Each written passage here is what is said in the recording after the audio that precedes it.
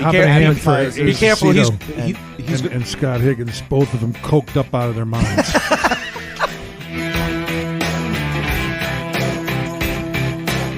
Listen to you. He's down in the basement. Yeah. Oh, I love that. I think we should call this the Acement. The Acement, yes. Yeah, what do you think there, huh? I like that. The Acement Studios. Excuse me, I'm drinking beer. Hold on a second. We usually drink bourbon on our end when we do the podcast, so that's all right. Feel free to enjoy yourself. Yeah, exactly. You shoot an 8-ball if you want. We don't care, as long as it's good stories.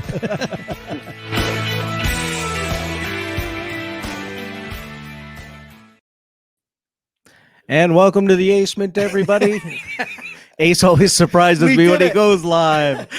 That was the perfect timed one yet, and yet I couldn't maintain. Weren't ready? I couldn't maintain. You nailed that one perfect. I know. Listen, I'm getting good at this producing shit. You are. Right? You're when it comes to video production, nailed. Amazing. Mic drop that shit. Yep. Anyway, folks, thank you for joining us here in the Acement. I am Scott Higgins. And I am Ace Aceto. And we are excited to have you. And we are, of course, excited to have our good friends. I know you can't lift anything, huh? Yeah, I can't lift anything. A little hand surgery yesterday. So yeah. My buddy Ace will hold up the unofficial. Right, I'll hold this up, but don't ask me to do the stranger for you like you did a couple of weeks ago when you had the left hand on. Okay, we promised we wouldn't say that live on the air, but thank you I'm sorry. For sharing. I blew that, huh? I thought we were besties, but I sorry. guess, yeah. Yes, the official bourbon of the Behind the Funny podcast, Jefferson's. I was out and Scott got here and I watched on my Ring doorbell about 10 minutes later that he left and he probably looked at my fucking liquor cabinet and said, "Oh shit, we're out of Jefferson's." I was like, how can we have a podcast without Jefferson's? If I got out of the restaurant early enough tonight, I was going to pick some up. So I'm so glad you And got the first this. package store didn't have any. They were sold out. I had to go to the second one. And I'm like, he's going to beat me back. No. But anyway, here we are. Jefferson's in the Acement. Will be flowing. And we have an amazing guest tonight. And I am Scott's so excited because this is one of those episodes where I don't know. I've never worked with this person, and I've heard you talk about him so many times and how awesome he is. And so I'm really excited about tonight too, because it's one of those episodes where I'm going to learn about someone.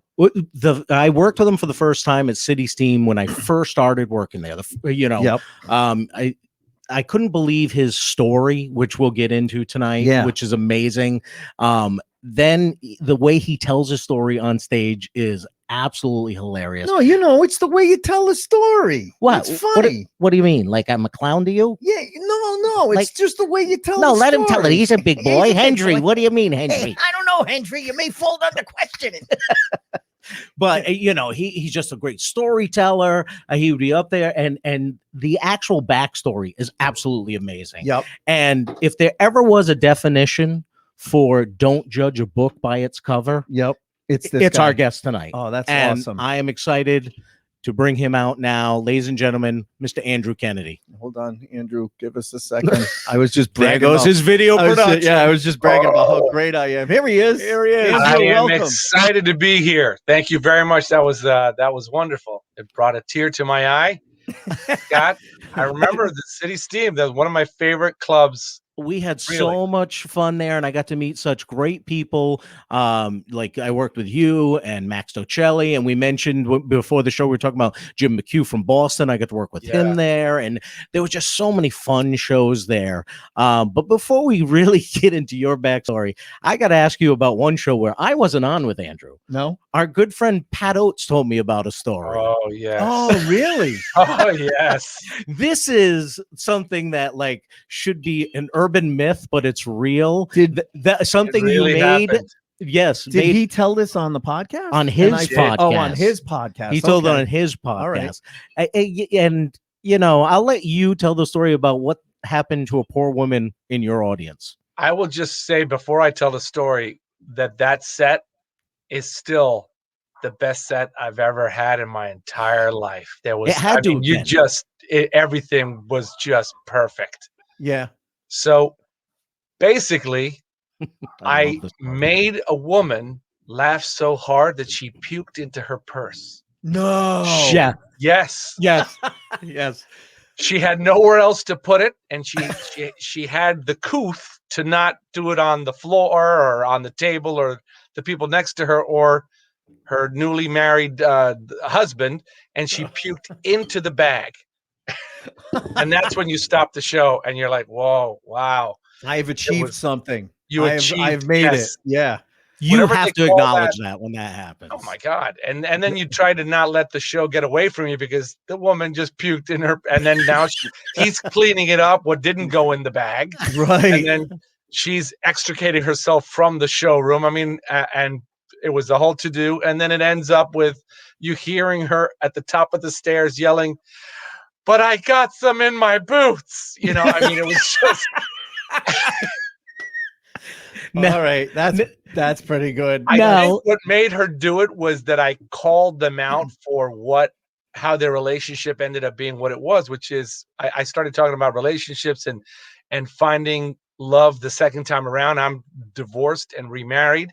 Yeah. And so we delved into them, and I just hit on the head that they're older. They were like, late 60s, maybe even. Oh my Maybe God. even he was. I'm serious, and she was hammered. She'd been drinking the whole night, and newlyweds, but they're newly married, but they'd known each other for their entire lives. Oh, they got back basically together. Called out that she just waited for the woman to die, and she jumped in. And he'd always loved her, and she was just so blown away by how I hit it on the head that she just let it go. It all came out. It all came out in that moment.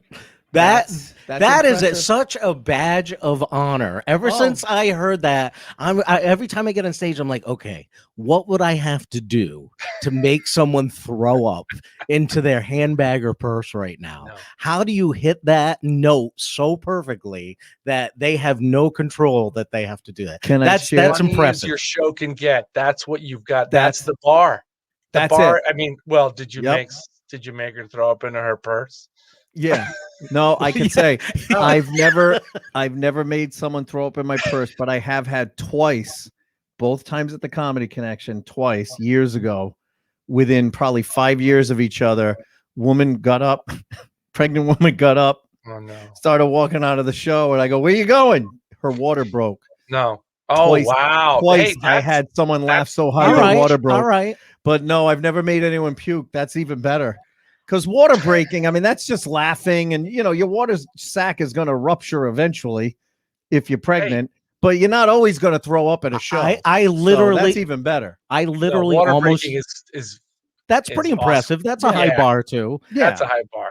The closest one I ever came to is I literally almost killed, and Tom Stewart can back me up. Our buddy Tom, is we were doing a show, and it was one of those crowds where, as our friend Mike Murray would say, the average age is corpse. Oh yeah. And this one woman in the front row, I'm up there, I'm closing the show, and she starts like rubbing her chest, and then she starts clutching it.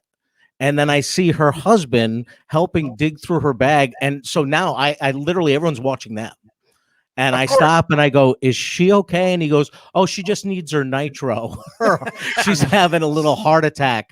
There's no such thing as a little heart attack. No. And so now I'm like, what do you do in this moment? So I'm like, sweetheart, every comedian wants to say he killed. I just never literally wanted to do it. Can you please take your Can you please take your nitro? Because this will totally ruin my evening if this happens right now. Can't so use that close again. Yeah. Yeah, right. She takes her nitro. I'm like, "Do you want us to call an ambulance?" She goes, "No, I don't want to miss the rest of the show." And I'm like, I don't know that I can finish. That's when you try out new material. I don't know if this is going to be funny, but it won't kill you. It won't kill you. Was her reaction to the nitro like Uma Thurman?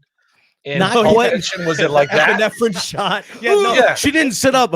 No, she sat there for a couple minutes and then she slowly kind of regained color and sat up. And slapped her in the face, said, honey, and we're here. After the show, she comes up to me. She goes, "Don't worry, it happens all the time." Great. I'm like, that's not normal. It doesn't make me feel better. I got a great story on a ship where it's about 2000 seater, and right in the middle of the set, this guy gets up and he starts shuffling from the middle seat, all the way to the edge to get out. He's clearly, not ambulatory as well as we'd like to be. Yep. And he then gets into one of those little mobilized things, which is pointing down to the stage. So he then takes the thing all the way to the stage. And of course, I'm commenting on it. Oh, hey, let's set up the ramps, bring up on stage. I'm making light of the whole thing. And then he turns around and he leaves. And I'm like, what's going on? And he didn't want to answer me. What happened? Why do you have to go? And finally he goes, I shit myself. And everybody started laughing. Right. We all thought it was a joke. Everybody thought it was a joke. And I'm laughing. I'm like, he shit himself. At the end of the set, I'm greeting the passengers and trying to sell my downloads, my comedy downloads. And meanwhile, there's this girl that I still had a DVD. This was a few years ago, and this 16-year-old girl goes, who plays DVDs anymore? That's what I went to download. Yeah. So he's waiting for me. He's waiting for the crowd to subside so that he can get into my ear and tell me something. The crowd leaves. I'm packing the rest of my shit up. I'm boxing it all up, and he goes, I really shit myself. And you're like, and I know, I could smell it. I felt horrible. And then for a second, because then as a comedian, as a performer, you go to the fight or flight and you go, right. I started thinking this through, and I'm walking him through the questioning. And I said, so I'm very sorry about that. Might I ask you, is this something that happens often or more often than not? And he goes, yeah, it happens all the time. So I say to him, okay, well then why would you lock yourself in the middle of the room in the middle seat if this might happen from time to time? Like, why wouldn't you put yourself near the exit on the aisle? Yeah, on the side that's got the restroom where you can have the shit cleaned quickly. So I had to point that out, because I thought, like, you making me feel like shit, but literally and figuratively, but yeah, you didn't have to put yourself in the worst possible thing where I had to talk to you. I had to, you were, the whole show was about you now leaving. Right. So every comedian would have had that conversation at that point. You have to. Oh yeah. You have to figure that out. Yeah. That's awesome. He yelled it out and everybody thought it was a joke. And for the rest of the cruise, they're all like, that was really funny how you said you shit yourself. and he's like, oh yeah, don't follow me to the pool. That guy in the hot tub, that guy that shit himself at the show. I don't think it was a joke. Yeah, get away from him, Bruce. Yeah. Now, I mentioned when I was introing you that you are the epitome of don't judge a book by its cover. And that's because, I love your act because it's true. It's your life. A lot of it is what it's based on. And your backstory about, your parents and where you came from is absolutely amazing to me. So, give our listeners and our viewers a little bit about, tell them about your parents and stuff like that. I don't even know where to tell you to begin. I just always tell people, don't judge a book by its cover. And in a world where we're constantly making assumptions about each other by our appearance, that's the world we live in. Nobody would ever guess my background. So I'm half Colombian and half English, half Latino, half white, fully bilingual, grew up in Colombia, Puerto Rico, Venezuela, and I look so white that when I speak in Spanish to Latinos, they'll answer me in English like it was a lucky guess. Like, how they say that if 100 monkeys typing at 100 typewriters would eventually put together the complete works of William Shakespeare by accident, by random. It could take eons, but it's a fact that mathematically what happened.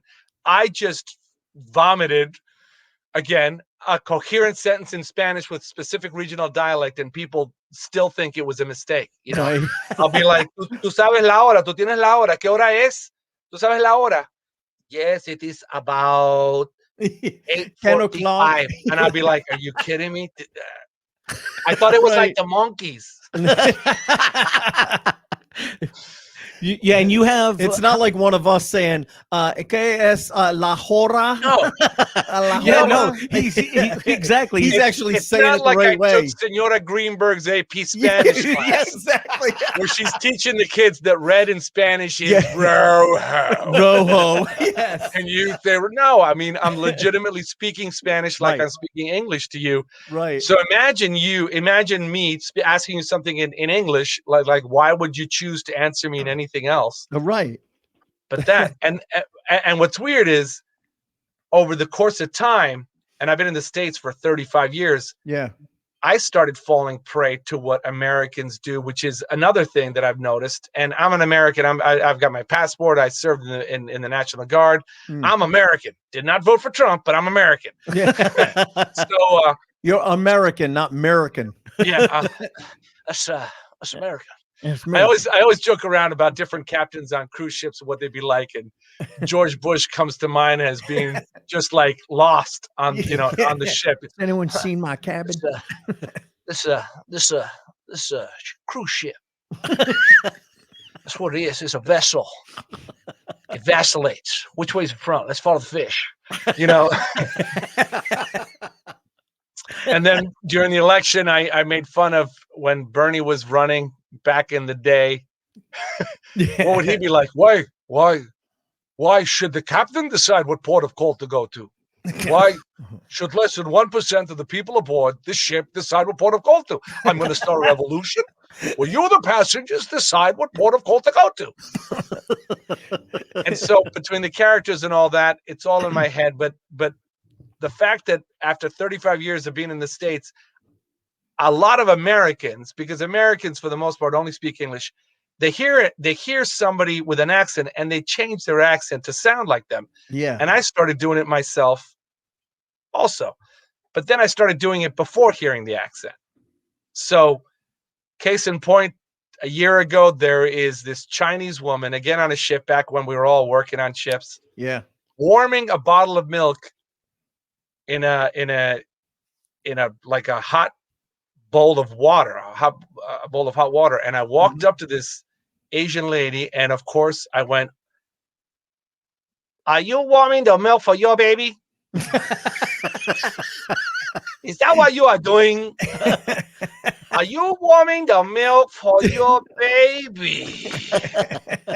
How old is your baby?" And she answers, "His name's Dylan. We're from Austin. He's 2 years old." Say hola to the light-skinned Latina, would you? That's awesome. No, and just like you always say, don't judge a book by its cover. Don't judge a book, and that's exactly what I did. Well, and you've mentioned before, look at your own family photos, because you have how many siblings? I've got 3 siblings. We all turned out different. So combine a 5 foot tall Colombian mother with a taller stiff upper lip Britishman, and you don't know what you're going to end up with. Right. So people think when you combine ethnicities, it's like you're combining 2 cars together. You got like a Toyota and a Prius and whatever, and it's not like that. So my brothers and I literally look like we don't belong together. We're different heights, hair color, eye color, skin tone, sexual orientation, religious beliefs. We don't even look like a family. And the joke is, you look at a photo of my family, it looks like people gathering at like a bus stop. That's what my family photo looks like. Yeah. Nobody ever thought my mother was my mother. They always thought she was the overly affectionate maid that hugged and Yeah, and if you go to his website, he's put some pictures up, so you get to see this, and you're like, "Holy shit!" He's my absolutely great-grandmother right. was half black. We haven't even started with that yet. And that's on the website, AndrewKennedyLive.com. I'm working on a PowerPoint presentation because you're like, what? So yes. So I'm 1/16th black. And I tell people my great grandmother was half, my grandmother was a quarter, my mother is an eighth, I'm 1/16th. So divide 200 pounds into 16, and one of those is black. And then that's where everybody Really? goes, oh, Big feet.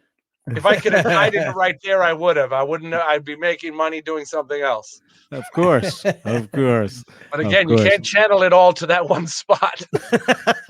So, you know, you're in this, you know, family that doesn't quite look like a family. Yeah. When did you start thinking of comedy as a possible thing? How old were you when you're like, oh, stand-up comedy is so cool. You know, I would love to try that someday. When did it come into your radar? It came when I got out of college with a degree in managerial communications that didn't amount to much, but later on helped me out. And I started mowing lawns. I started a business, literally half Latino.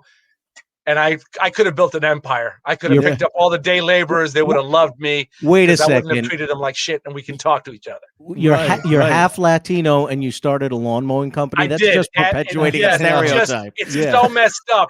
And I could run circles around a crew of 3 Latinos because they're getting paid by the hour and I'm getting paid by the job. So I could do a really good job. But so I'd be going to the bank, and I was single, I was young, and the pretty girls at the bank, I wanted to make them laugh. So they said, you should do something. And there was a call for a casting call for Grease the musical at Norwalk Community College. And I auditioned for that. And I got cast as Kaniki, who was the director's son's part. So I stole it from him. Oh, really? When I sang Grease Lightning. So that we were friends after that. And so I kind of fell smitten with a dancer, and I wanted to set myself apart. And I said, why don't I do comedy? So I got into comedy to try to impress her, being on stage by myself. And the irony was that she was in love with the guy playing Danny Zuko. Wow. And I always tell the joke that he was in love with me, but I found out afterwards he was gay. He is gay. He says, no, I was after another guy. But the story that I say is that he was in love with me, and it was just a terrible, sad summer where nobody got what they wanted. But that's how it started. So where was the first time you tried stand-up? Norwalk Treehouse. Oh, yeah. All right. When it was in Westport, and it was Johnny Rizzo brought me on stage, and he killed me with the introduction. He was like, he was the supporting mattress to this and that. He was the springs of this or that. It made me look like a moron, and that's fine. And I did it, and it was not bad, and it was just enough to make me go to the bar and do shots, scared as hell. And knowing that this is what I wanted to do for the rest of my life. I just knew it. And that was it. What year was that? 1994. Wow. And then I just was doing Wednesdays, amateur Wednesdays, for about a year. Not enough. I should have been doing a lot more. And then I met Amy Ambrosino, who was a manager at the time. And then I wanted to go to New York City to make a name for myself. And she's like, no. Don't wait. And so she held me back. And then when I was more ready, I went to New York Comedy Club on 23rd and between 1st and 2nd. And I sat in the green room for God knows how many months till Al Martin was looking for somebody to replace somebody that didn't show up. He's like, Kennedy, you want to go? Okay. And you know how it is all about how that goes. Either you're shut down or not. And I just nailed it out of the park. And then that was the beginning. And you got passed. Yeah. I got passed, and then I got into Gotham, and then I was doing the check spots at Gotham. And John Schuler, who I don't know if you know. Yeah, Johnny Schuler. He had a thing where he said something about me in relation to Ray Romano, which I hated. He said, Ray Romano went from headliner to television star overnight. Andrew Kennedy went from opener to headliner overnight. I wish it would have been the other way. Yeah, right. Yeah. Well, I came close. I was going to say we were going to get there because you did have that shot at that TV series.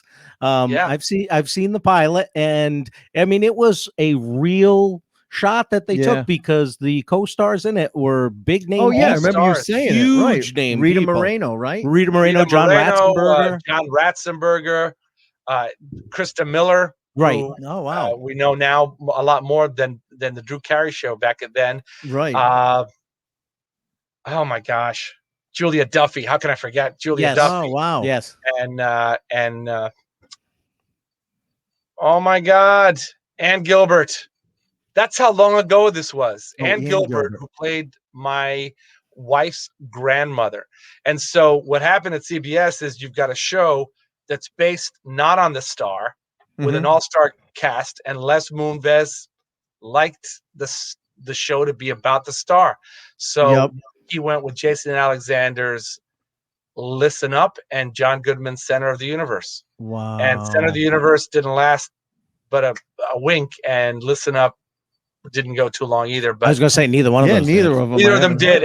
And Ray Romano's Everybody Loves Raymond went for like half a season, and they just didn't go. But we were all in all the big rooms, all everything was greenlit from the beginning. From the moment I auditioned in Montreal to the meeting, WB threw more money at me, but we went with CBS because we liked what they were doing. And in hindsight's 2020, look at Anderson, who started at the WB, and look at his career. So you just never know. But they spent $1.5 million. We lived in LA for 2 months. They had a whole, lot designated for the Untitled Andrew Kennedy Project. And I remember going to the lot one day, and they were doing tours at Sony. And there was a tour guide going, and this is the Untitled Andrew Kennedy Project. And I'm listening to him say this shit. And I parked my car at the Star. It was just, and I never turned. I thought it was going to go. I thought for sure it was going to go, and I still didn't turn into an asshole. I was just, oh, this is great. I'm going to be making $40,000 to start an episode, and then it just, So did you do a full? Was it a 13 season? No, it was 13 just show. a pilot. Oh, it was just a pilot. Oh, never got picked up. Away wow. For a pilot that, if you still look at it, they should have ordered. It could have turned into something amazing. Right. But well, especially because you had so many talented people on absolutely. it. That's crazy. And you were setting up the storyline well, because at the end of it, the episode when you tell your wife how your parents were moving to be closer to you and everything. So you were setting up the storyline for down the road perfectly. Was being set up, and a lot of these pilot episodes of shows that have gone on to huge success weren't themselves that great. And if you look at a lot of them, you'll say to yourself, okay, it's a lot different down the road than this first episode. Oh yeah. And so, well, how many shows have we heard of that got like canceled after one season, and then somehow, or half a season, and then somehow they came back? I mean, Seinfeld didn't do well. Fox, not Fox, but what was it? CBS, or who had Family Guy dropped it after the first season. Fox did. And after their first season, they got dropped, and the fans, it got such a big following online and everything. That's the key. You got to have the following. So it's about that. But it's hard to get a following if you're only a pilot. Like a lot of if those you're shows, only a pilot that isn't seen by anybody, right? So right. Then you're a pilot with other pilots, and then they look at them and they put their little thing together and they go, "Which one do I think will be the best?" Yeah, right. So it's hard because if you're not even on for a season where you can't build a following to fight for you, then it's got to be, that's got to be even tougher. And the diversity angle was there well before. Yes, it was now the thing of, let's not show anybody of the same race together ever again in any commercial. Right. It's like people, I can't marry her, Daddy. It's like, why? Because she's white and I'm white. She's got to be something else. Yeah, right. So No, And and back and I'm not saying it's a bad thing, but again, hear me. I'm diverse. right. Soy Latino, soy blanco, and yet I can't be cast as a Hispanic because I look totally white. You look too white. Sofia Vergara had the same problem before she landed Modern Family.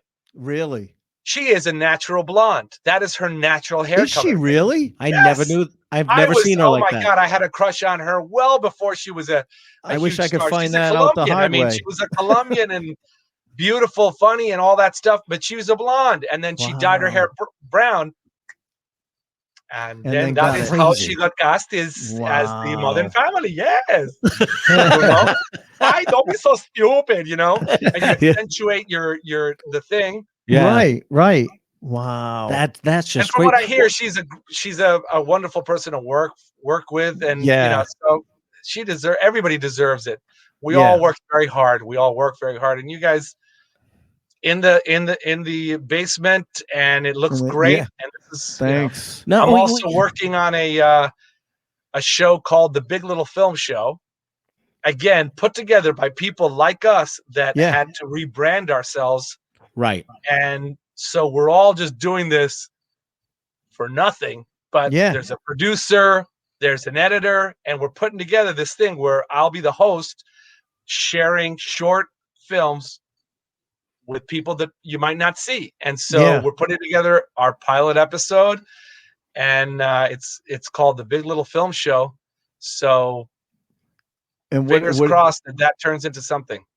Well, and nowadays, different from when you did your pilot before, you have all these streaming services too. Sure. That that pick up a lot of these shows. Netflix, and even I was watching a show the other day that originated on Crackle, and now it's on Netflix, and it's growing a huge audience on Netflix. Yeah.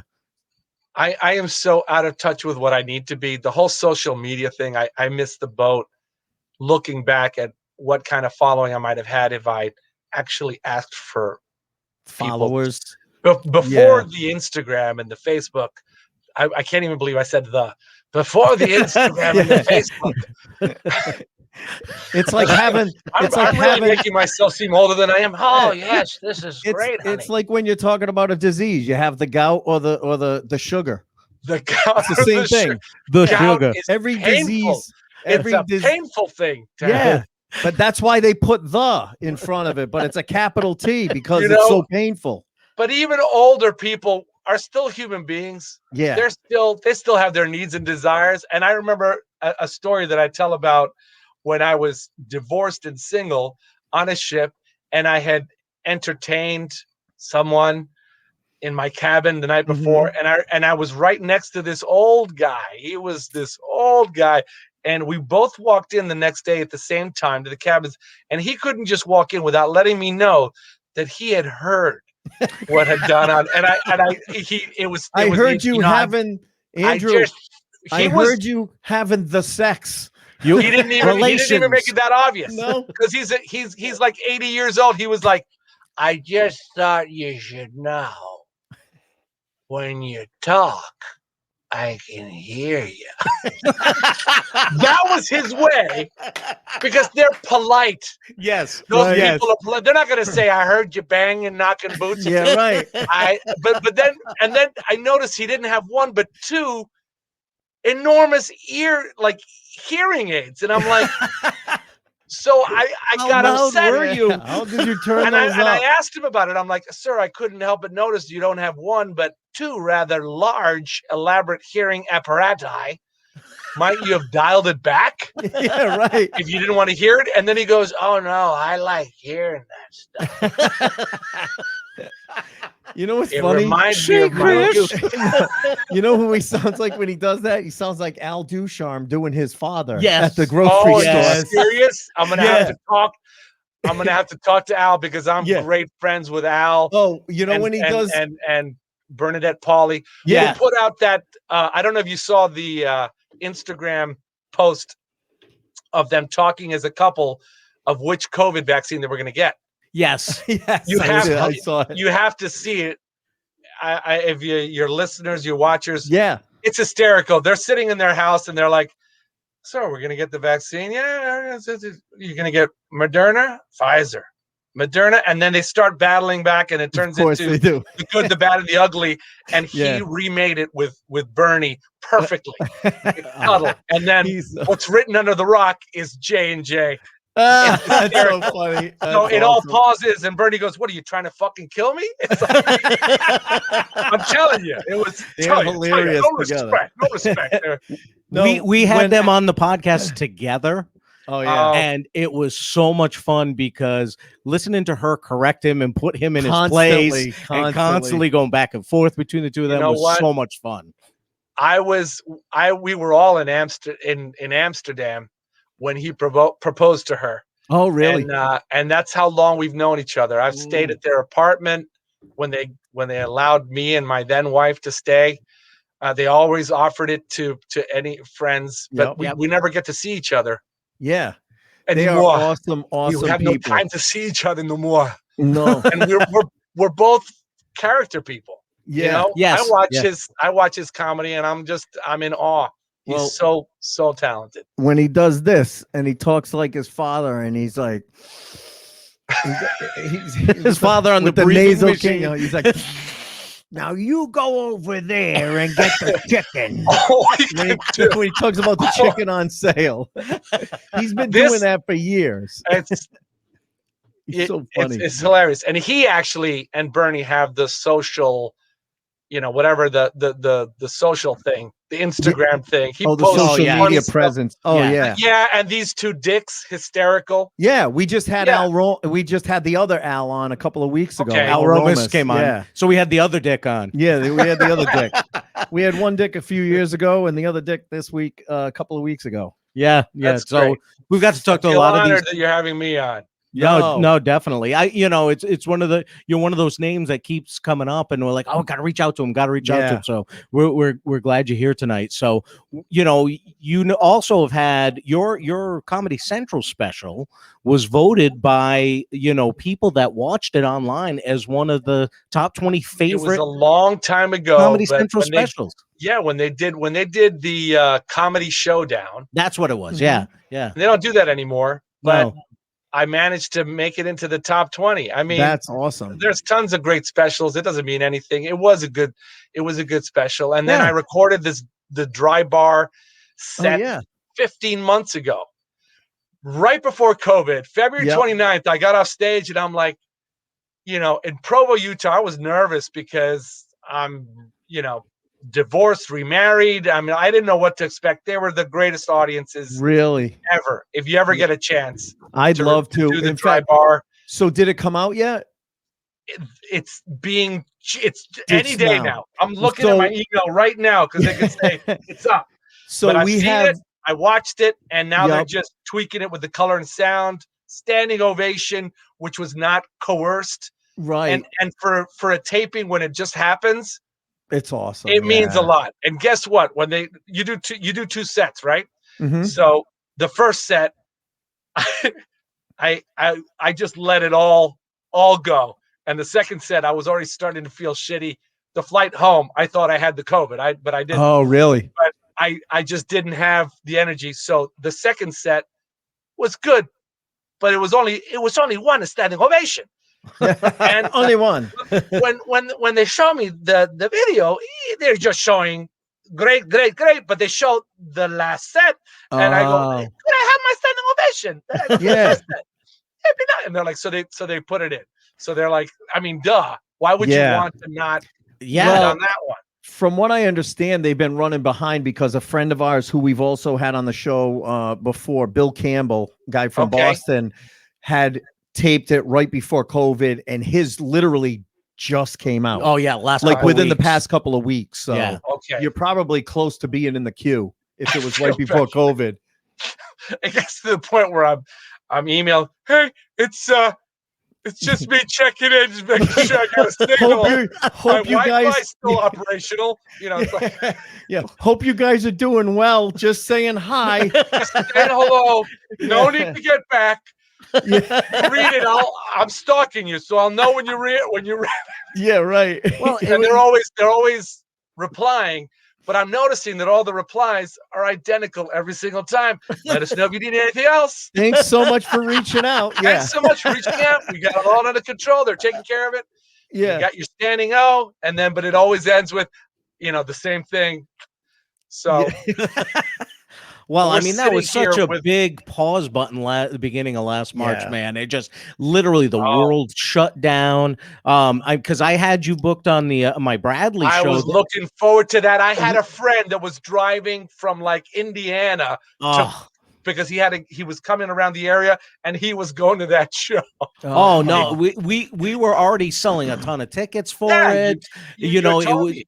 we were set up for an awesome first show of 2020. Yeah. I had Rodney Norman, Dave Sinclair on that show, that's a great and I forget show. who the fourth person was. And that's why I was waiting, and when we finally picked some dates for the fall this year, first person I reached out to was Andrew. Like, hey, Yeah. what's your fall happened looking like? And it's kind of funny that your dry bar hasn't come out yet. That show's finally opening back up. The interesting thing about the coming back from the dive bar was the fact that the flight back, it was terrible and I was coughing. Everybody's talking about COVID. Oh So my God. we canceled the ship that I was about to get on because I knew that if I showed up, they're not going to let me on and they're going to lock me up in a box or something and keep me quarantined. So I'm like, I'm not even going to try it. And then I started feeling better and we had canceled the other ship. And then we noticed that they canceled their own ship. So we uncanceled ourselves before we actually canceled. So at least I could get paid. So you got paid? It was ridiculous. It was like, smart. We got to cancel this ship. Well, they already canceled it. Well, Let's did the wait. person tell the other person? Tell them not to tell the person. Right. Don't. So now what do you work for one particular cruise No, line? I worked for a ton of them. And it was really, and after that, they all just were canceling. It was like, it was a nightmarish battleship game. You shank my battleship. One after the other. Yeah. I was looking at them on the calendar. You shank another battleship. B7. August 8th. Done. Yeah, exactly. Yeah. $2,500 not coming in that week. You son of a bitch. Oh man, yeah. So many guys we've talked to, just that's it. I mean, a whole year just gone. Now, did you get into any of the online shows this past year during the COVID? Did you do any of that stuff? I got into a couple of them, and again, I didn't know what I was doing, so the sound wasn't great. The lighting was, this is at least better. I've got a green screen. This isn't where I'm at. Everybody knows that. It's a green wall in my basement that I painted with my. I see. I thought you were really in a shop somewhere. I thought you were really there. Oh my God, guys are awesome. You just broke down the wall, honey. No, it was. You were wonderful. It's me. I was like, Ace, he's moonlighting as an architect. I know. Fancy. He's got the Pixar lamp behind him. So you've got the light bulb. Tell me how you're getting. So it's a real. Tell me how it's lighting because it looks. I know it's cool, right? It's just a poster. It's just the way the graphic is. Our graphics guy did a really good job at just making it look like that. It looks great. Thank you. Yeah, the way it reflects the light, it looks like it's on. Yeah, reflects the light. It does. Oh, listen, we've got lighting, we've got a monitor, we've got upgraded. great sound, and I'm coming through my PC. I've got to figure out how to do the good sound. Though. Yeah, you like I said, you actually sound good here. You know what though? What some people have done, if you're using a PC, if you just get one of those headsets with the one, the microphone, they usually sound good too. And they're not that much. But he doesn't want to ruin his hair. Look at that hair. I don't blame him. Listen, that's spectacular hair. Look at he's got spectacular hair. There you go. Hey, that's even better. Hello there, Governor. Hello, Governor. He looks like that's right, Bob. He just slid into home. The most thing that it was ever done for me. I talk a lot, and I don't mean to, but I'm excited. I'm excited to be on I want to get out of behind the box, funny. people. I want to get out of the box. Yeah. We all do. Well, you know, Yeah, we do. you had talked about, you know, doing creative things, you know, when shows were no longer existing, we said, all right, we're going to concentrate on the podcast because it was our creative outlet. Yeah. You know, we couldn't perform comedy, but we're going to talk about it with other comedians and other creative people. And Yeah. we've had some writers from out in LA that are writing on shows come on and talk, and, you know, performers like yourself and actors and stuff like that. And it's been great because we've really went from just recording these and putting them up into investing into making the studio, doing different things, and upping our game. And we've seen the you know, the payback for it. Sure. We went, you know, at the beginning of COVID, we were doing 7,000 downloads a month. We're now doing 20,000 downloads a month. Oh, that's You know, phenomenal. so we've just grown Steadily a growing. huge Yeah. audience, and our audience is awesome. I mean, they help us out with great reviews. They listen every week. They chat with us online. They're a phenomenal audience.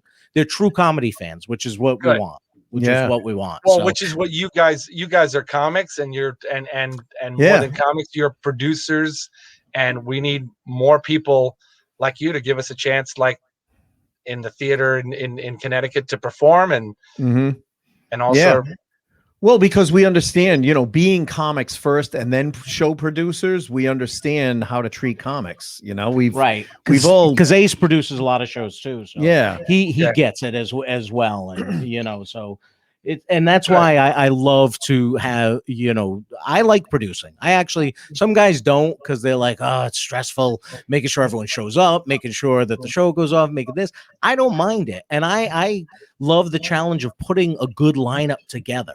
You know, people think you just pick 4 people, you just pick 3 people. No, I actually think about who's on the show together. I know. Will they complement each other? I know that. You know, and no one's going to step on each other. Is, you know, well, because those type of things. There is an actual thought process that goes into there's a who you science put on to a it. show Absolutely. together. right. Well, how many times have you been on a show and you're like, oh, there's 2 impressionists, or there's 2 musical half acts? Hispanic and half white. Right? Yeah. Where'd he come from? You don't know how many times I've And booked there's another that. guy who's And he half, speaks like shit. He pronounces it all wrong. You're a liar. yeah, but they booked another guy who's half white and half Hispanic. I That's know. how'd they do that? So Andrew, if you do shows all in Spanish for a Spanish crowd, do you flip it around and go, when I talk to English people in English, they totally look at me surprised? Yeah.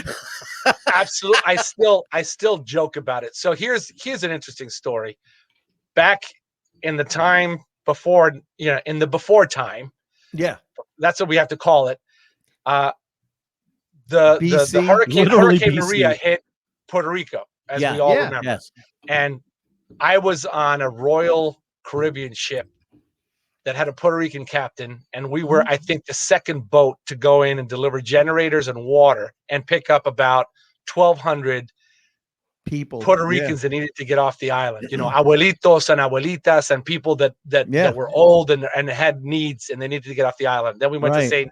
Martin, picked up about 800 people there too. But I did a set completely in Spanish, and that's exactly right. I joke about the fact that I look this white, and I'm just telling my stories anyway. Right. You know, I joke about the fact that I'm my mother's favorite. I'm the middle boy. Yeah. All of us look completely different, and I joke about the fact that I finally figured out why I'm her favorite, because I made her more interesting, because nobody ever thought she could have possibly given birth to me. To that white a kid. Yeah. Right. Her grandmother was half black, and you're popping out a blonde-haired, blue-eyed white baby. People want to talk to you. So I joke about the fact that I'm my mother's favorite because I'm the whitest of her children. She's racist. But you know, it's my song. My song. Yeah. Look what I made. Babysitting. You know? And in the Dry Bar special, I joke about the fact that, okay, so everybody thinks my mom's an overly affectionate maid that hugs and kisses a lot, but wait till we're out in public as a child and my father comes and meets us, say at lunch, you know, in the park, because she hugs and kisses him too. Yeah. And I remember the horror in the eyes of the nannies that were like, no, she kissed the mister. Oh, no, she kissed the mister. Because, you know, as a nanny, you're not supposed to kiss the mister. No, you're not, at least not in public, you know. Unless you're Arnold Schwarzenegger's nanny. Yeah, That's fine. This is Totally not acceptable. funny. I want you to kiss my mister, please. Yes. Yeah, right. Kiss my mister now. Yeah. Now. It's a standard. The standard That's Arnold right. Schwarzenegger thing is that Now. you know Greg Wilson, who's a comic that's in LA now, used to do an impression. I don't know if he still does it, of what it would sound like if Arnold Schwarzenegger were to be performing fellatio on another man. And that's that sound that everybody does. It's and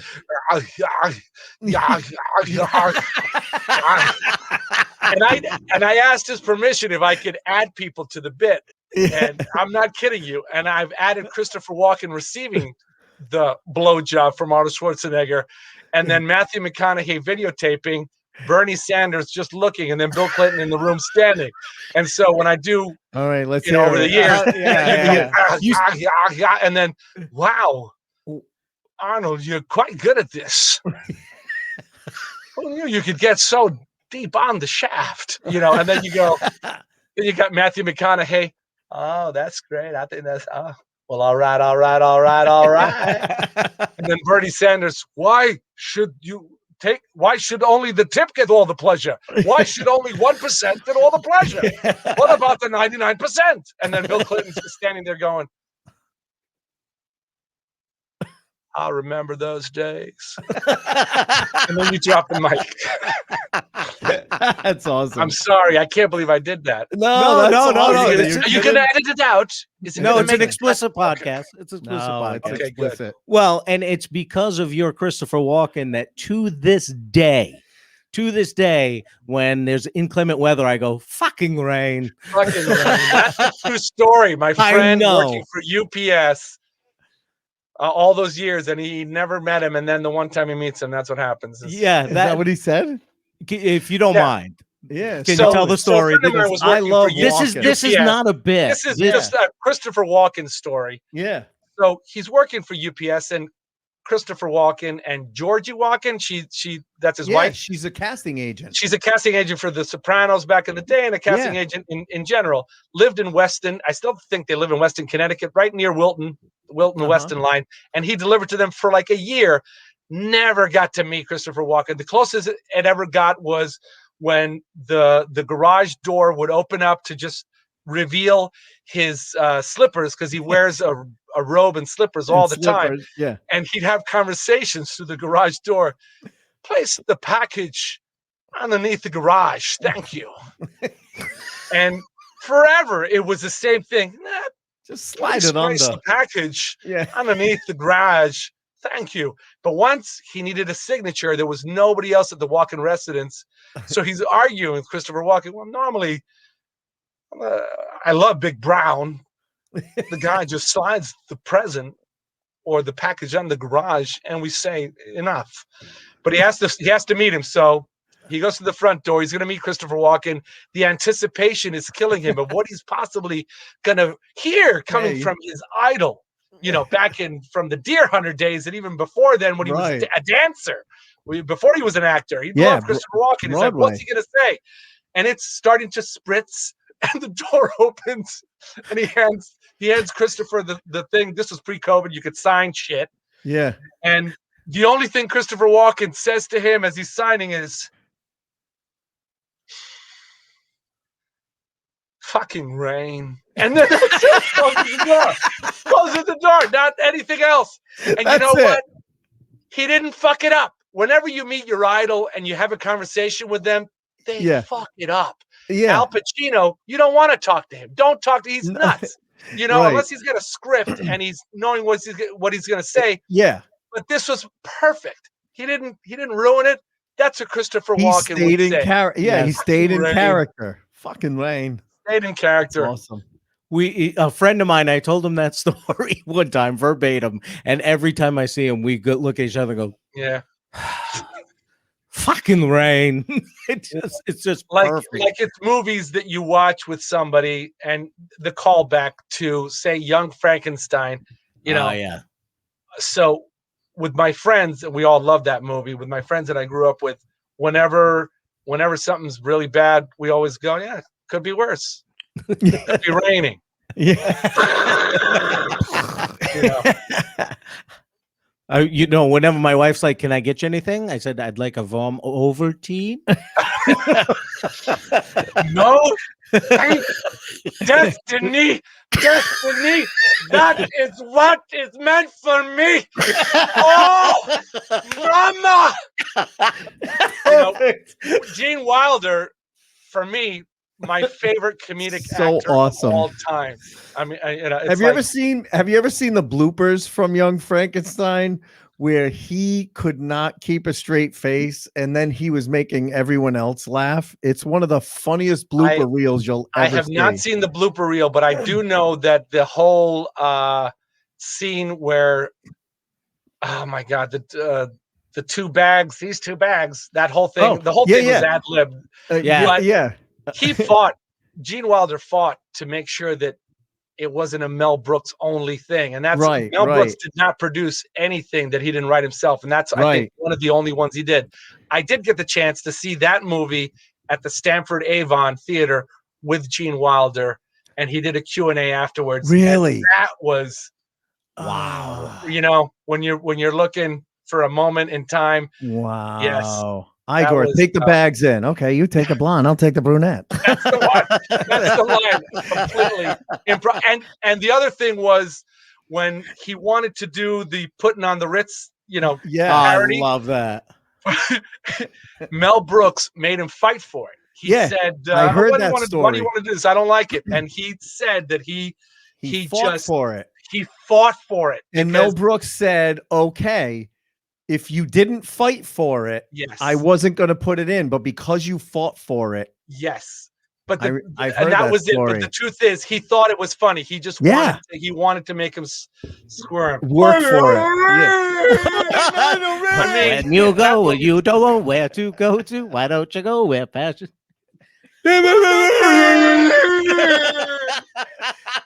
And I want to know whose choice it was. Life, at last I found you. Madeline Kahn. When they're laying in bed better than her. When they're laying in bed at the end, and they're like, I don't know, it doesn't seem fair. I mean, he got all of this, and what did you get? And it's like, That's it.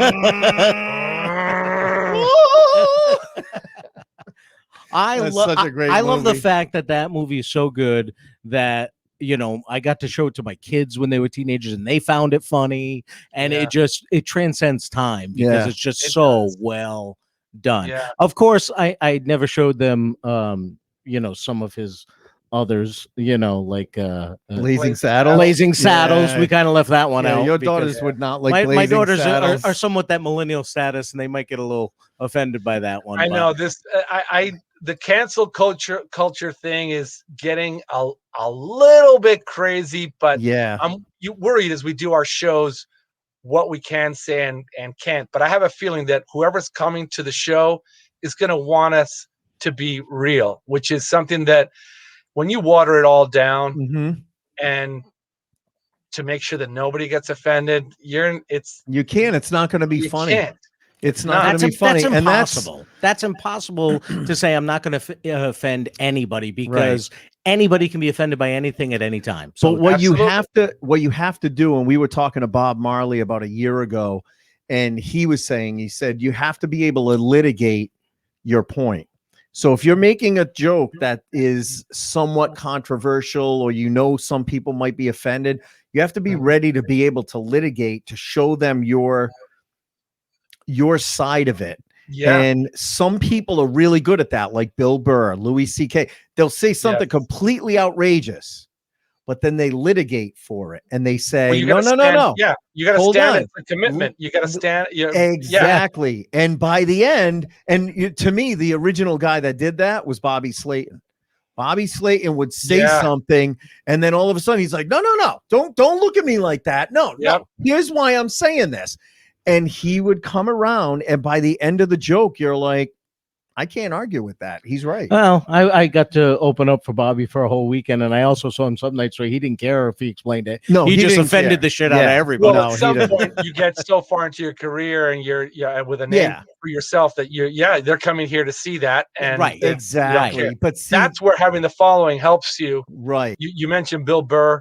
What an awesome guy on top of being incredibly Yeah. talented. Right. But once you know what he's doing, then all his shows, that's what they want. They wanted to be raw and real. Uptight people are not going to a Bill Burr show. No, if they they're are, not. they're being completely duped into going to the Bill Burr show. You know what I mean? They don't know what they're getting into. Sure. And then they're of a very, very small minority at that show because But everyone else is still, going to he be on makes his board. point, and the Right. point is valid. Exactly. Oh, And, all this, like when you get into racism, I believe is in the intent. And if somebody's intending right. to be racist, that's not good. But if you're just commenting or talking about something and observing, that's not the intent. The intent is just to make a point of it. Right, because I've had a few jokes that I've done where it was more me misunderstanding at the end. Mhm. You know, I said the controversial thing in the beginning, and by the end of the joke, it was me being an idiot, not understanding what they meant. Right. Sure. Yeah, When it you happened, turn it around on yourself. and that was kind of the point of the joke. But unfortunately, people heard the trigger words in the beginning, Right. and they shut out what you're saying after that, because I'm not Bill Burr. I don't have a following. They don't know who I am. I just happen to be the comedian on that They night. take it out of context. So they take it out of context, and they heard the trigger word, and that's it. They shut down. Yeah, and I've had people come absolutely. up after I've done that joke after the show and say, I can't believe that, you believe in this or you believe in that. And I'm like, you didn't listen to anything in there. If that's what you heard. There have been times, not many, where it's gotten back to me that somebody thought I was being racist. Me. Yeah. So just by talking about my heritage and my background and the fact that I do, when I speak in Spanish in different characters, I accentuate it, but that's just spicing it up and making it with what we've seen. Right. These are people that we've seen. Yeah. And so I couldn't believe it. Yeah. I could not You're believe taking real people and real experiences and then just accentuating them. So, but people and I'm are connected saying, to them. I mean, I grew up with these people. I mean, my father passed away this January, but through his stories, he will never be gone, which is great. But they were living in the town that my mother was born in Galera Samba, Colombia, which is about 45 minutes from Cartagena. And I don't know if it bothers you. My wife hates it when I say something in Spanish and it's a perfect accent, but that's how we say it. Yeah, we but don't that's mean how to do you it, say it. but that's how it's said in that language. So I'm not going to go Cartagena. Right. That's not how you say it. It's called Cartagena.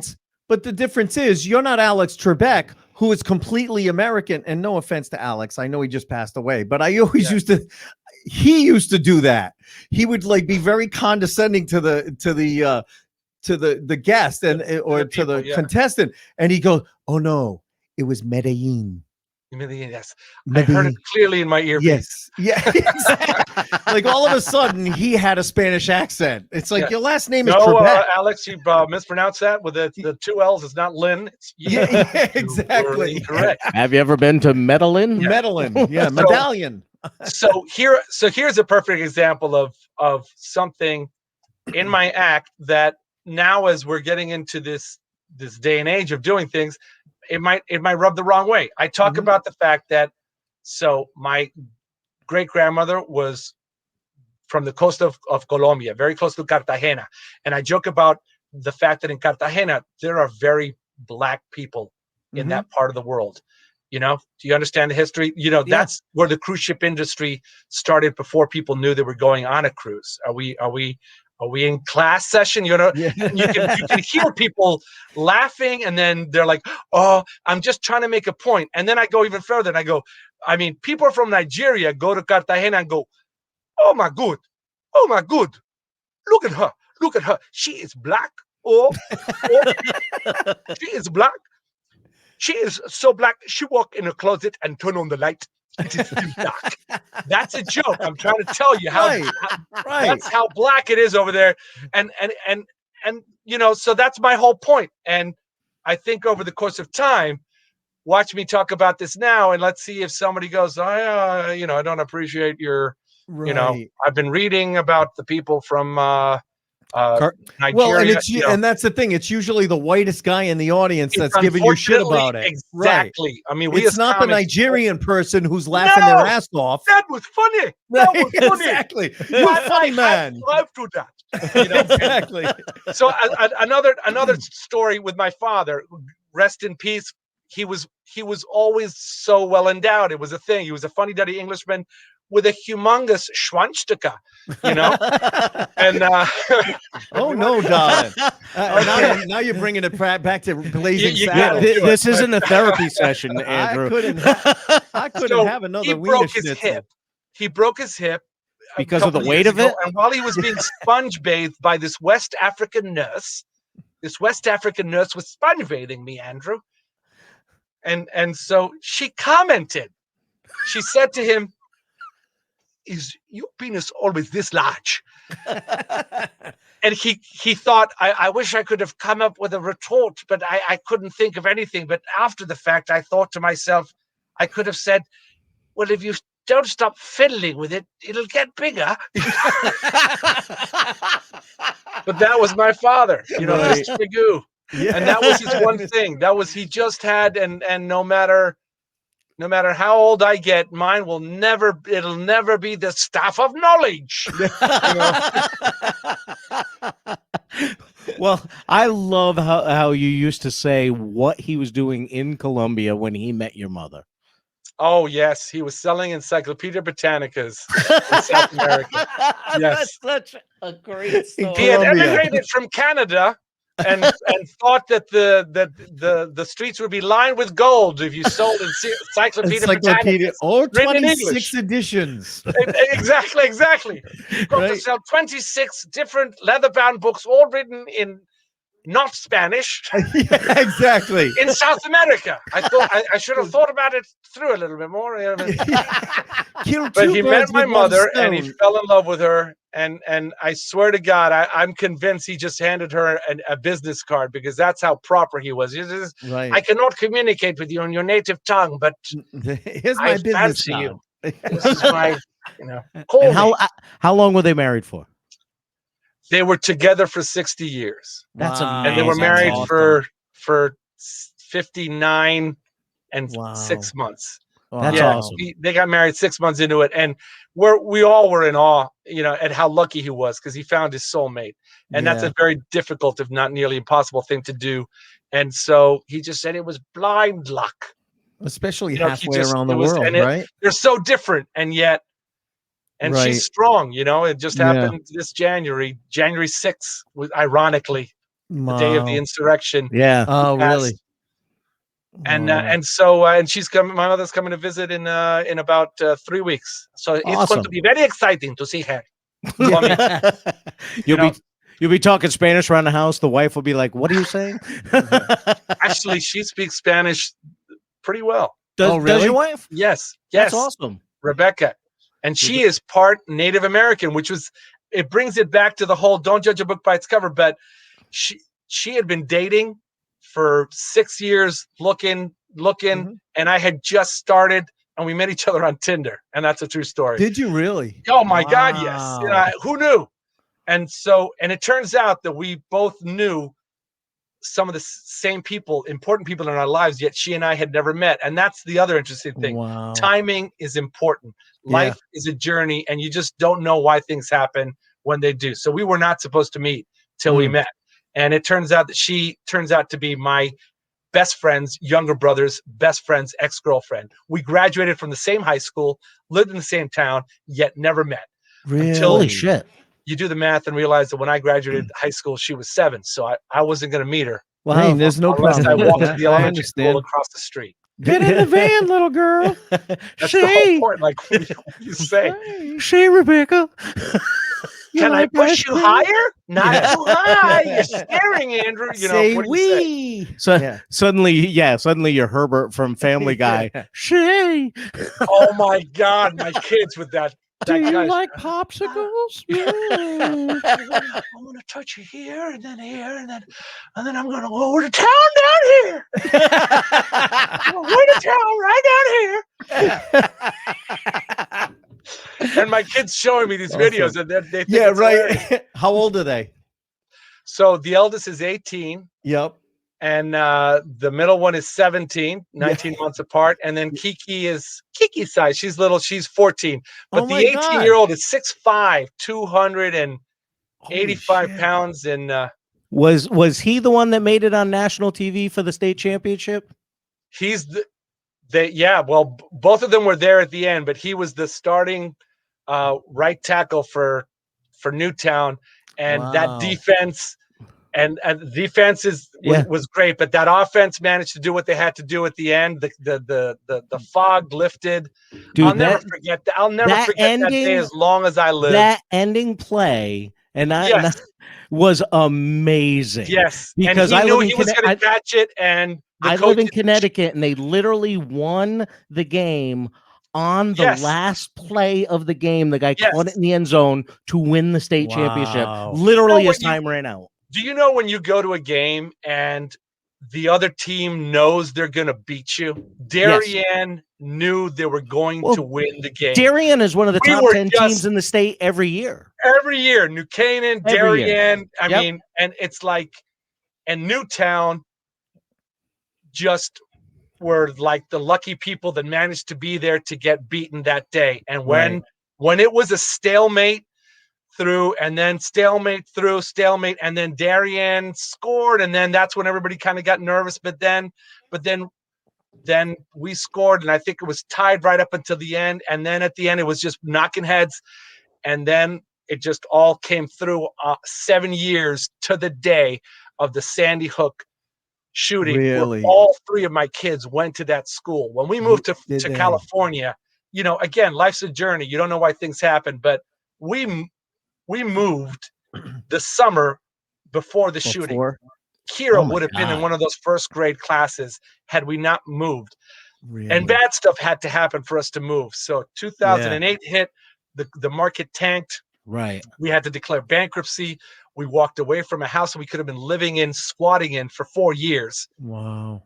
But no, that's not how we are. So we moved to a rental, and that's the only reason we could be able to move cross country, which is what we did to save a marriage that was unsavable. And that's the end of the story, and save quite possibly our youngest child. So wow, that's amazing. But thanks for remembering that's the Newtown won the. I follow high school football in Connecticut because my youngest daughter went to Killenly High School, and she was the manager of the football team when they went undefeated and won the Class M state championship in 2017. Wow. And my wife still teaches at Killenly High School, so I always have kept up with high school football in the state because there's some great football in the state of Connecticut. There's some great football, so I remember when that play happened. And because I was listening on the radio to the game, because I love listening to the games, and I was like, I hope I see a replay of this. And then I saw it online, and then they made it to NBC. Was it Sunday Night Football? They did. They made it to NBC Sunday Night Football. The team was on Sunday Night Football being interviewed. And both my boys were there because Ian was, he was on the varsity team. He just didn't start, so he got on. He played like half a game of the season. So, and this would have been, the COVID would have been the year that he would have broken out. But that was amazing. Coach Patterson talked about the coaches seeing that the defense had done. I forget what it was specifically, but they did something that they knew to change the play, and they changed it. And that play, I mean, I bought the biggest cowbell you could buy online. Made in America. Hold on. What did you buy? Knocked that thing, and the planes up above could hear you. And I swear to God, I stood there and rang it with my eyes closed for what felt like 5 minutes when the game was over. And my son, he's a big boy, and he was always big, but he was one of the weakest kids as a freshman at Newtown High School. And he made it they used to make fun of him, and he made it his mission. And how he got into UNH with his senior essay was talking about how he focused on making sure that was not going to define him. So he started hitting the weights, and he had an Achilles problem that took him out for his junior year. And all of a sudden he came out his senior year destroyed and got a full ride to UNH, full scholarship to play football because they're going Division I, because He just just came into his focused own and in his worked. senior year, and all the coaches were like, "How come we haven't seen any tape on this kid?" Because stuff happened, and then when I sat next to him, I'm 6 feet tall, 200 Yeah, pounds. but he's a big So- dude. I've seen the pictures. But that's from his mother's side of the family. He's a big dude. I joke about the fact that I got together with his mom because I know she give me strong baby. Yes. So all her uncles are 6'5", 6'6", so that's where it came from. Wow. But his hands are mine, so I know he's my kid. I look at his hands. I'm like, let me look you over. Okay, Hands are mine. hands are identical. But I got to Yeah. ask you again. You know, you said you had the cowbell. Did you have a fever? Yeah, here's a great story. And the only cure was more cowbell. WPLR, which is a radio in Connecticut. Yeah. They do Toys for Tots every Christmas. And years ago, Chaz and I AJ, got right? to do the scene from SNL with the last two remaining band members of Blue Oyster Cult to that song. Really? And I got to break it up and go, it sounds good. There's something missing. I think it needs a little bit more cowbell. and I milked it. And what's funny is that there was an old guy who didn't know what the SNL sketch was. And he's like, why does he keep interrupting them? Let them finish the rude. damn song, for God's sakes. What's wrong with him? That's awesome. He just didn't get it. It was hysterical. And he looked at me when I got off stage. He's like, you young punk. Yeah. And then he put his nasal cannula back in and said, now you go over there and get the chicken.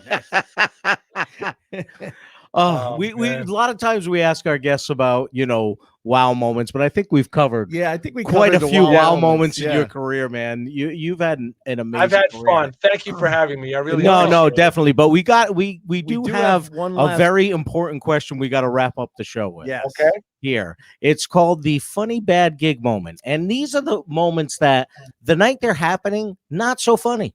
You know, it's kind of like as it's happening, you're thinking, I wonder if Enterprise Rent-A-Car is hiring. You know, it's not so good. Yeah. But this is the story that when other comedians are in the green room and they're comparing the bad gig stories, you go, oh, yeah, hold my beer. Let me tell you this one. Right. Oh, yeah. It was and I know you don't have many, Andrew, but you got to have No, one. I got one. Yeah. Mercedes-Benz Christmas party. Great. It's always great to hire a comedian at a Christmas party. Oh, why would you do that? Nobody wants to do anything but get drunk and dance. I guess. Right. Yeah. So this is the Mercedes-Benz, Mercedes Christmas party in Westchester. So was that at the Peninsula Club? all I know is that the setup of the room was great. They had nothing but a humongous dance floor, and all the tables were scattered around the perimeter. Around it, yeah. And then I'm on the DJ section, and nobody's paying attention to me. And I start making fun of this is dating myself, but this was when George Bush was president. Yep. And so I started leaning in on him, and I don't even remember what it was, but there was a French table that was digging it. So I went, yes, please bring on more of this critique of the president. We like it. Vive la France. And so I'm laying in, and all of a sudden, this drunk guy, gets up and he's like, get off the stage. Oh. And I'm like, and who are you? America. Even worse. I'm the guy that's writing your check. So I'm like, okay. If you are said gentleman that is writing the check, I will acquiesce and remove myself from the stage. I mean, how do you argue with that? You don't. And the wife, the wife is trying to stop him because he's hammered. And she's like, no, honey, don't. No. And you're like, do you want to hear an impression of Christopher Walken getting a package in the rain? Nothing was going to pull me out of where I was. No. But it gets better because that's what good stories that you tell do. So I get off stage and I get my leather jacket on, and he starts walking towards me because he still wants me to know how much he hates me. And at a moment, he goes like this, "Fuck you," and I'm like, Wow. his goons get up. So there's people that are just standing up with things on their earpieces and things. Yeah, like And Secret they're Service. all now zeroing in on me. Like I've got the red light on and all the guns are aimed at me. And because I couldn't let him say that to me without saying it back, I said it back, but like I didn't mean it. I'm like, Yeah. well, fuck you. No, I had to say it. And then the hotel people are like, just get out, just leave, just get out. So I'm being followed by this mob of like bodyguards or people, and they're following me outside the hotel. And I'm thinking, I'm gonna fucking get beat up badly Right. when I leave this lobby. So I've got my keys out with the one key sticking it out because I'm gonna Sticking it get out in between the one knuckles. guy's eyes out before I die. Right, right. But they didn't do anything more than let me go to my then pickup truck and then hear it from the DJ who called me. He's like, you never crossed the line, Kennedy. Yeah, I mean, you were funny, you know, but you never crossed. The guy was out of his mind. Right. I didn't, you know, it was almost like, so he was connected to the Bushes, and it was almost as if I had like cock slapped one of the Bush daughters or something. Right. His reaction. That's Right. how ridiculous the reaction was. It was, Yeah, it was just I over was the just top. poking a little fun, but it was overreaction completely.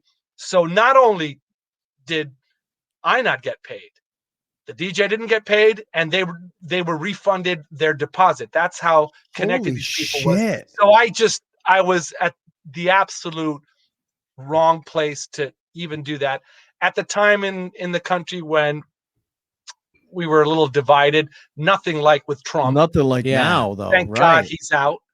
Yeah. So Wow. but yeah. So And that's, you know, that's a tough So my thing. manager Tom, he's like, you know, just to let you know, Andrew, not only are you not getting paid, but Yeah. DJ, nobody that worked, nobody's getting paid. Wow. And we're giving money back that we did get. The deposit's going back. So that was, and so you feel terrible, but Yeah. It's crazy. But- and and the DJ, it wasn't you. You never crossed the line. You know? Right, right. was- Well, at least the DJ understood, even though they weren't going to get paid. We- But you know, that's the he didn't know at that point he wasn't going to get paid. It was the Yeah. next day. But that's the tough thing is, you know, it kind of teaches you, you know, you see people on TV and they get political and there are people in the audience that are like, yeah. Oh my God. They're there to see them. They have a following, just like Yeah. Bill Burr has a following. Yes. Someone Yes. like Sarah Silverman, who's very liberal, will have a following. So when Yes. she says fuck Trump, yeah, you're going to get a whole audience full of people saying fuck Trump. But if she did that same joke in Texas, she'd get fucking booed off the stage. So you have it's to be unbelievable. careful when you get political. It's you all know? place and timing. Because one time at the Bradley Playhouse, which is like a home club to me, it's 10 minutes from my house. 3/4 of the people in that audience I've literally seen at church. I've seen them in restaurants, so I know these people. During the election, when they were having the debates, I did this stupid, just kind of throwaway thing, because I try to do something new every time I'm there, because I host every show. And I said, I can't wait till Trump comes out with his new line of male enhancement products called One Bad Hombre, because he had used that line about a Mexican guy in one of the things. And he'll be like, it's made from a rare herb from China. And literally someone in the audience started booing me. Yeah. And I was like, holy shit, this is how divided we are right now, that Oh my God. I didn't even make fun of his politics. It was nothing to do with politics at all. It was just a stupid phrase he said and a stupid thing I put together. And I'm like, that is scary, because the room got divided just on this stupid throwaway Absolutely. thing. And so I can imagine, you in that moment there. Yeah. That's the one that's time. rough. The one time I ever did a Trump joke, because I was doing an impression of him. I went so over the top with something that he would say that it was so ridiculous that Trump supporters were like, "All right, that's funny because it's over the top. He would never say that." But the Trump haters would be like, "Yeah, that's some shit he would say." but I only did it a couple of times, and I never did it at any of the fundraisers. Because you're walking that a we fine do. line. Yeah, You no, are. I Walking just that fine I stay line. away from it now. You know? It's crazy. We did an episode, Andrew, in our first season called "You Know It's a Bad Gig When." And we invited two very experienced comedians. This guy, John Parada from Rhode Island. He's been doing comedy 30-something years. And Okay. Mike McCarthy, the Boston Barbarian, that's been also doing it for 30 years. And we wanted to come up with a list of 10 things as a comedian that when you walk in the room You know and you it's gonna be see a bad this gig. setup, you see what the situation is, you're like, oh, this is going to suck. And we couldn't narrow it down to 10, so we made it a 12 list. And wow. we've added stuff to it since then. And, some of these corporate gigs like you talk about, I did one for BMW. You mentioned Mercedes. I think part of the problem is Germans don't have a sense of humor. Yeah. And the reason I know that, and I wonder why. this is a clip you can find online. Robin Williams was on a German talk show, and the host asked him, did you ever wonder why there is no funny German comedians? And he goes, yeah. Did you ever think because you killed all the funny people? And no one laughed. Nobody. They're like, no. They answered that when he said didn't even know it was happening. We were just what is that? Yeah. But no, you can't. Oh, so here's a story. Go ahead. But no, I was just saying the BMW gig was very similar to what you experienced. I was working for BMW during the day. They found out I was a comedian. I was at this. I was out in Las Vegas, and it was a yearly convention. And it was funny because that's when Tom Cotter just got off America's Got Talent. Oh yeah. So he was working in that. Vegas, and I called Tom, and he awesome. He mentioned you when we had him on. We were talking about you and everything, and Tom was very complimentary of you as well. But I got to meet Tom, and we hung out, and I saw his show, and I was talking to Tom about this corporate gig. I said, "Yeah, I'm doing this thing for BMW tomorrow. It's in the round. I'm going to stand on this round stage, and they're all going to be surrounding me." And That's he gave me. Yeah, that's such an odd situation. And he starts telling me, so a few tips, because he's done a few things like that, obviously. But I got there, and the problem is it's not what I thought it was. It was no seats, all these stand-up like cocktail tables all over the place where people were like, it was like a mixer. So they introduced me. And I go up, and nobody's listening. Oh yeah, the high top stand-up tables. All the high top stand-up tables. All those where the people behind the first place stand-ups can't even see you because people are standing up.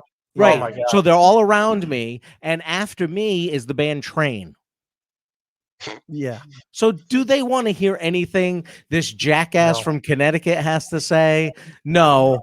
But, it was a different experience, and I look at it and chalk it up to, hey, I learned something new. I learned how to try to work a room like that. And I had like 2 tables right in front of me that I just played to them because they were listening. The rest of the room, That's whatever. What you do. You latch on to whatever. Exactly. Whoever's listening. Whoever you can connect with. But it was like, it was the longest 25 minutes I've ever done in my entire life. Yeah. It felt like it was 3 hours. It was just absolutely terrible. To your point that you said earlier, the gig that you did where the big dance floor is in front of you. I did a fundraiser for a local community health center a couple of years ago. It was their 50th anniversary. So they had me on after they had already had 4 politicians do their speeches. Then they had the band come up and start playing, and that was during dinner. And then they said, okay, and now we've got Rhode Island Comedy Hall of Famer Ace Aceto coming up. All I had to do was 20 minutes.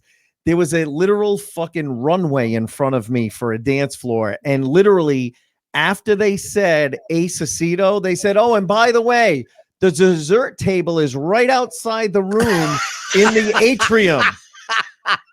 475 people out of 500 people got up and walked the fuck out. And I had to play in front of 25 people on the other side of a fucking dance floor. It's ridiculous the situations that we're put in. It's horrible. People think a band, they need a stage, they need their equipment, they need lighting, they need this. Oh, comedian, he'll just go up there. And don't be funny, monkey boy. He'll just go up there and talk. And they don't realize we don't need much. We don't need much at all. But the few things we need make the show better. So I want to just put up, because we do have comments coming in, and down Wait a minute. Down to the Felt, New Jersey. Who watches every week. Who watches every week. We Okay. don't know who they are exactly, but they said love Andrew Kennedy. And then another viewer, Bucket List Experiences, all Purple Hearts. I don't know if that means that you've been wounded in combat, or if they just that was the color. Maybe of the that's the hearts. young lady you entertained in your room in the maybe it cruise ship. was. Yeah. So that old man wanted to hear everything. He's like, next time, choke her longer. I'm kidding. That's a joke. That's a joke. Don't ever do that. That's not what you do. Yeah, right. You place your hand firmly. Listen, yeah, right. Have a safe word. Pineapple. Yeah, exactly. Pineapple. I personally like Pineapples. pineapples for a safe word. I don't know why all of a sudden I sound like Gilbert Gottfried. Yeah. Oh my God. I love a safe word like pineapple. That's just one that works for me. Oh my God, Andrew, this was phenomenal. I'm so Likewise. happy. It's been way too long since I've talked to you. Yeah, when I'm are you so gonna happy. get him back? Well, he's going to be on the Bradley show in September. Okay. He's going to be our headliner for that night. So I can't wait for that night. It's going to be such a fun night. I'm sure we'll sell out that show. Because thank God things are starting to lift now and everyone can go out, see live entertainment again. Because I'm sure they're just as starved as we are to see Jen that. just put up a pineapple emoji. I didn't even know we had them. Oh, thanks, Jen. Jen. Well, Jen, I didn't know you were into pineapples. I learned something new Evidently, about you. Jen's safe word is pineapple. That's good to know. Jen, That's funny. Hey, call me. fucking pineapples. I need more Pineapples. I got a fever. The only prescription is more pineapples. But thank you so much. What can we promote for you, Andrew?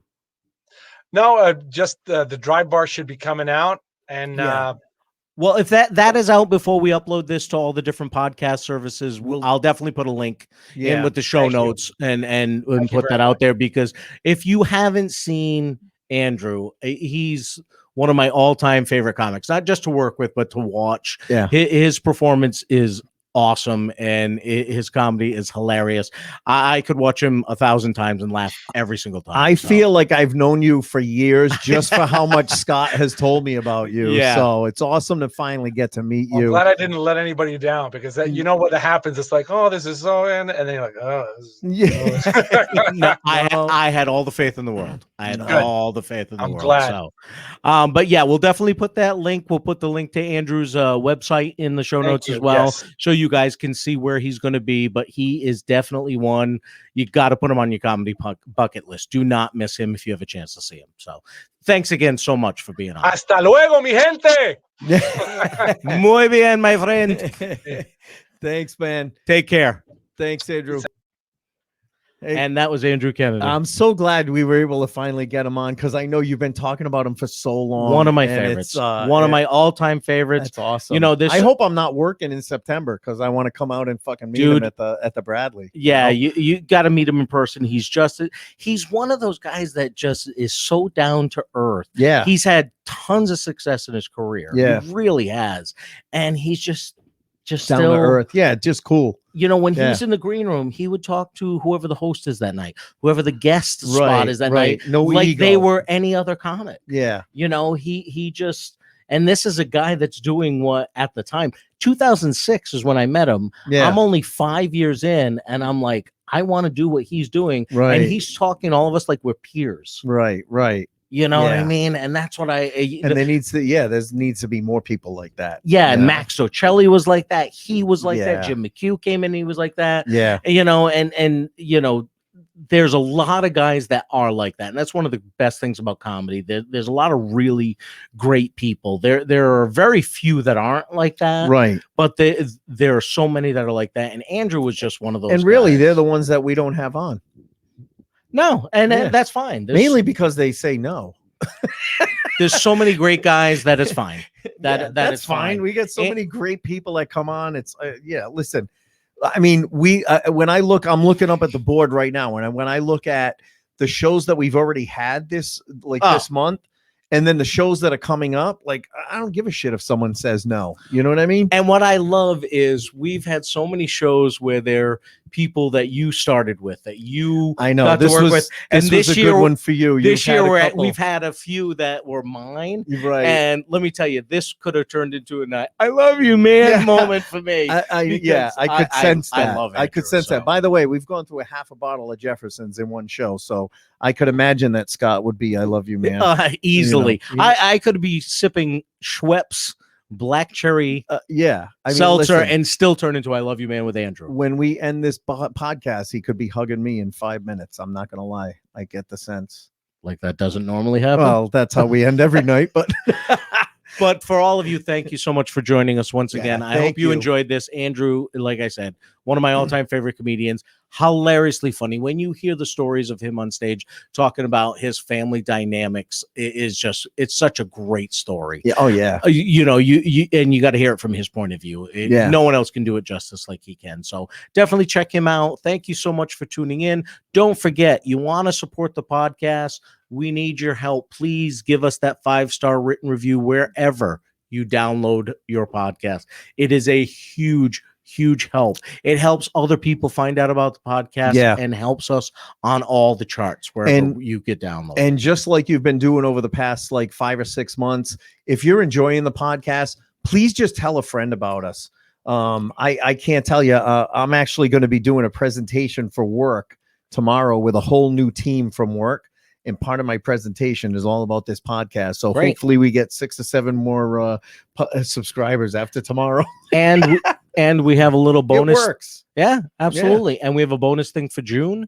Any of you listening, post a 5-star review. Yep. And we will put your name in a drawing. And our last live episode in June, we are going to put all those names in a hat. Yep. We're going to pull it out, and the winner is going to get a hoodie. And this is behind Behind the Funny, live from the Aceman hoodie. I'll model it for you right now. This is the hood over my headphones. This is the hood. I look like ET. You got to stand up a little bit. Yeah, I know. Get in camera. And for once, I know. Hold on. To show them the front. And then the live from the Aceman hoodie.